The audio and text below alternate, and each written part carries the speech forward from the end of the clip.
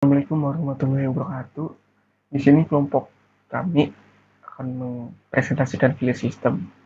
Kelompok ini beranggotakan Febri Yokadira, Indari Kusnaya, dan Khairul Abdurrahman atau saya sendiri. Baik, pertama ada konsep file sistem. File adalah kumpulan informasi yang berhubungan dan tersimpan dalam secondary storage yang bertipe data, karakter numerik binary, dan program. Ada dua atribut file dan operasi pada file. Atribut ini menampung nama, tipe, lokasi, ukuran, waktu pembuatan dan identitas pembuat, proteksi, dan informasi lain tentang file. Lalu pada operasi pada file itu membuat, menulis, membaca, menghapus, mencari, membuka, menutup, menghapus, dan menyisakan atribut. Lalu ada tipe file.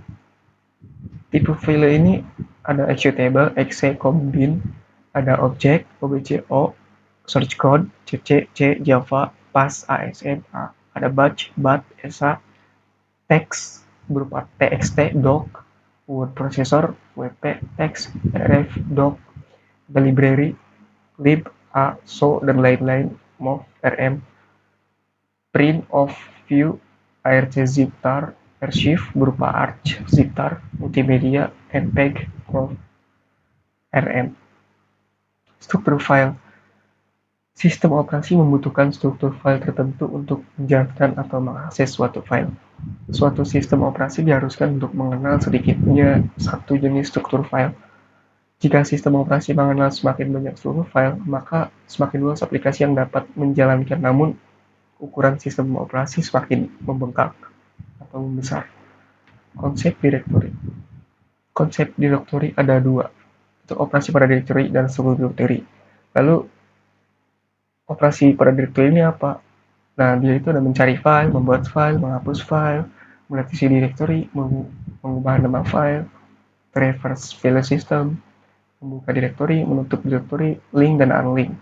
Dan pada struktur direktori ada single level directory, two level directory, three structure directory, acrylic graph directory, dan general graph directory. Konsep mounting, sharing, dan proteksi. Pada konsep mounting, sharing, dan proteksi ini akan dilanjutkan oleh anggota kelompok selanjutnya. Ya, baik, di sini saya Wenda Diwisnaya. Di sini saya akan menjelaskan konsep mounting, sharing, dan proteksi.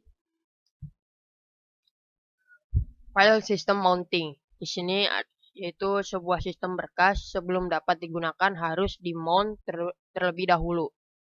Mounting yaitu proses paling awal sebelum membuka di sebuah direktori, yaitu dengan membuat sebuah direktori baru yang menjadi subtree dari tempat file sistem tersebut diletakkan. Lalu ada mount point, direktori kosong tempat file sistem yang akan di-mount diletakkan. Lalu ada file sharing. File sharing 1. File sharing mendukung sebuah sistem operasi yang user oriented. 2. Berhubungan dengan permission. 3. Multiple user bisa mengakses file yang sama. Lalu yang kedua, multiple user. Sini ada owner. Owner yaitu user yang bisa mengganti atribut, membuka akses, dan mengontrol sebuah file atau direktori. Lalu ada group. Sekelompok user yang meng-share akses sebuah file. Lalu setiap user memiliki user ID masing-masing yang unik.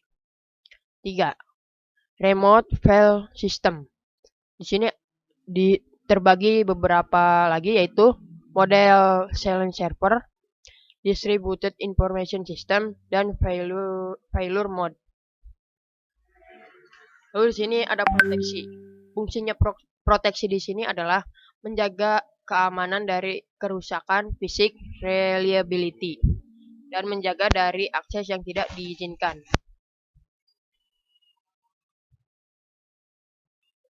Di sini ada tipe akses dan kontrol akses. Tipe akses itu terdiri dari baca, tulis, eksekusi, menambah, hapus, dan daftar. Lalu kontrol akses.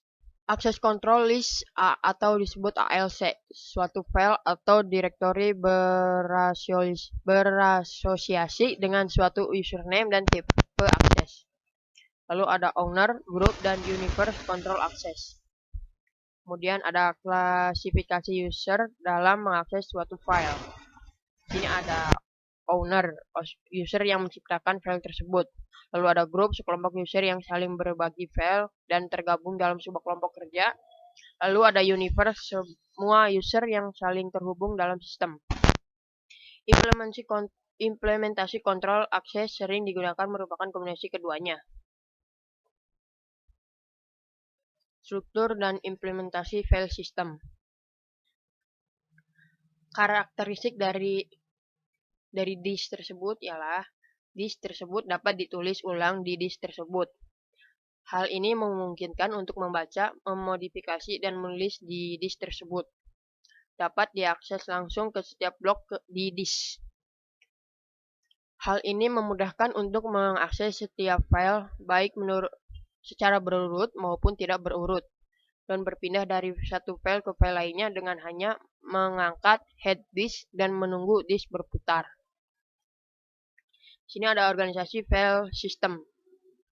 Yang paling atas ada application program, lalu ke bawahnya logical file system, turun lagi ke bawah file organization module, lalu turun lagi basic file system. Di bawahnya lagi ada input output control, dan yang terakhir adalah device. Oke, selanjutnya saya akan serahkan ke Febri Yokadira. Kepadanya dipersilahkan. Selanjutnya implementasi file system. Di sini terdapat dua ya. Yang pertama ada struktur on disk, yang kedua ada struktur in memory. Untuk struktur on disk di sini, yang pertama ada buat control block, jadi informasi pada sistem untuk menjalankan mesin. Lalu yang kedua ada partition block control, ini yaitu spesifikasi partisi. Yang ketiga ada struktur directory atau mengatur file-file. Pada struktur in memory di sini ada tiga. Yang pertama ada tabel partition, yaitu informasi partisi yang di mount. Yang kedua ada struktur directory, yaitu informasi directory yang paling sering diakses. Lalu yang ketiga ada pre-process open file tab, atau void yang menunjukkan tempat masuk dalam sistem void open file table. Selanjutnya di sini ada virtual system. Di sini pada virtual system terdapat tiga tingkatan. Yang pertama ada file system interface, yaitu untuk buka, baca, tulis, dan seterusnya. Dan sebagainya, mohon maaf. Yang kedua ada virtual file system, yaitu untuk memisahkan operasi file sistem generik dengan implementasinya. Dan yang ketiga ada local file system dan remote file system network. Selanjutnya konsep alokasi blok file system. Di sini ada file sharing ya, berfungsi untuk mengalokasikan file agar dapat diakses dengan cepat dan disk dapat dimanfaatkan secara efektif. Yang kedua ada metode yang sering digunakan, yaitu ada contiguous allocation, yang kedua ada linked allocation, yang ketiga ada indexed allocation. Untuk contiguous allocation di sini sebuah file didefinisikan oleh alamat disk atau mendefinisikan urutan linear dari disk dan panjang dalam satu blok dari blok pertama. Lalu contiguous allocation di sini mendukung pengaksesan secara sekuensial dan juga pengaksesan secara langsung. Yang kedua ada linked allocation. Di sini direktorinya mengandung sebuah pointer untuk blok pertama dan blok terakhir dari sebuah file. Dan yang kedua di sini setiap blok mengandung sebuah pointer untuk blok selanjutnya dan tidak dapat dibuat oleh user. Lalu external fragmentation tidak terjadi di metode ini. Lalu efektif saat file diakses secara sekuensial. Lalu ada index allocation. Di sini pointer digunakan dalam satu blok yang dinamakan blok index, dan setiap file memiliki blok index masing-masing. Lalu direktori mengandung alamat dari blok index. Di sini ada kinerja dari metode alokasi. Di sini ada tiga ya. Yang pertama cognitive allocation, itu kinerjanya efisiensi untuk file kecil dan mendukung akses secara langsung. Untuk kinerja linked allocation di sini mendukung akses secara sekuensial, dan untuk kinerja index allocation di sini tergantung dari struktur indeksnya untuk file dan posisi dari blok yang dibutuhkan. Mungkin cukup sekian ya presentasi dari kelompok kami. Mohon maaf apabila ada salah-salah kata. Sekian, wassalamualaikum warahmatullahi wabarakatuh.